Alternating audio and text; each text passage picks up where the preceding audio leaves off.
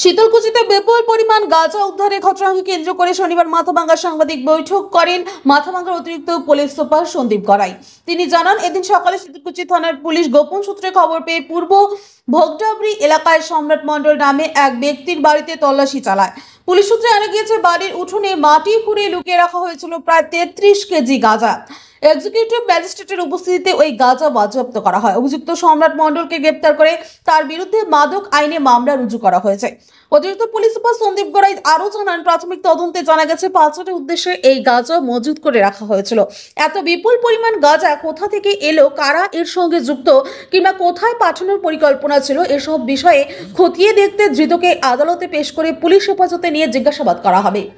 আপনার বাইক কেনার স্বপ্ন এবার হবে পূরণ, কারণ আমান হোন্ডা নিয়ে এসেছে একেবারে স্বল্প ডাউন পেমেন্টে বাইক বা স্কুটার কেনার সুবর্ণ সুযোগ। বিনা অ্যাকাউন্ট, লো সিভিল, ন্যূনতম ডকুমেন্টে আজই নিয়ে যান স্বপ্নের বাইক আপনার বাড়িতে। অতিরিক্ত ছাড় পেতে আজই যোগাযোগ করুন বামনহাট আমান হোন্ডা শোরুমে। শর্তাবলী প্রযোজ্য। যোগাযোগ করুন 9002805414। ঘটনাটি হলো, আজকে সকালে আমাদের শীতলকুচি থানার পুলিশ গোপন সূত্রের মাধ্যমে পূর্ব ভোগডাবরি এলাকাতে সম্রাট মণ্ডল নামে এক ব্যক্তির বাড়িতে আমরা রেড করি।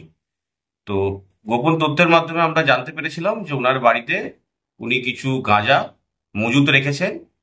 তো যখন ওনার বাড়িতে রেড করা যায় তখন আমরা খুঁজে পাই যে উনি ওনার বাড়ির উঠানে পুরো একটা গর্ত করে মাটির ভেতরে ওই গাঁজাটা উনি রেখে দিয়েছিলেন, মজুত করে রেখে দিয়েছিলেন, এবং সেটা আমরা রিকভার করি।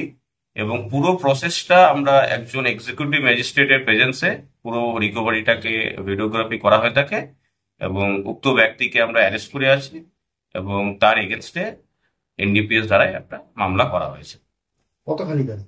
টোটাল গাঁজা উদ্ধার হয়েছে 33 কিলো গাঁজা ওনার বাড়ি থেকে উদ্ধার করা হয়েছে, যেটা পুরো মাটির তলায় পোতা ছিল।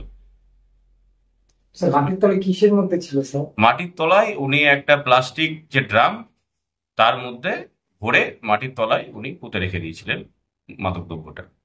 স্যার, এই গাঁজাগুলো কি তিনি চাষ করে মাটির তলায় পুঁতে রেখেছিলেন নাকি কোথাও থেকে জোগাড় করে এনে তারপর রেখেছিলেন?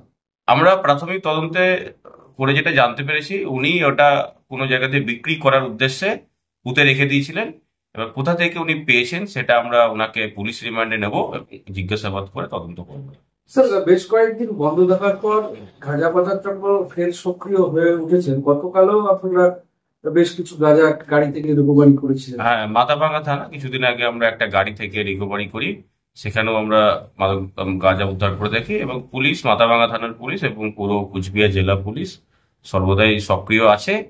যে কোনো ধরনের এরকম এনডিপিএস আর্টিকেল যারা কারবার করছে তাদের এগেনস্টে আমরা শক্ত হাতে অ্যাকশন নিচ্ছি। এই ধরনের কি স্যার একটা চক? এটা কিছু কিছু অসৎ মানুষ আছেন যারা এই সমস্ত গাঁজা এবং বিভিন্ন দ্রব্যের ব্যবসা করছেন বা প্রোডাকশন করছেন। তো পুলিশ তাদের এগেনস্টে অ্যাকশন নিচ্ছে, আমরা কেস করছি এবং তাদেরকে অ্যারেস্ট করছি এবং আইনত যেটা ব্যবস্থা সেটা আমরা তাদের এগেনস্টে নিচ্ছি।